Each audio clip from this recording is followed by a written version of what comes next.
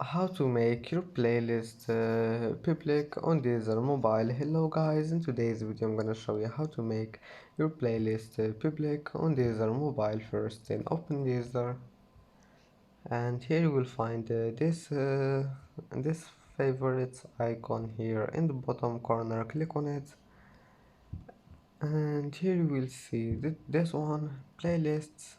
Click on it, and then click any playlist you want, and here you will find this pin. And if you want to make it public, just disable this one, private, and then click save,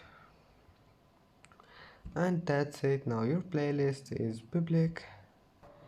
And that's it for today's video. Don't forget like, and don't forget subscribe, and thank you for watching this video until the end and see you in the next video.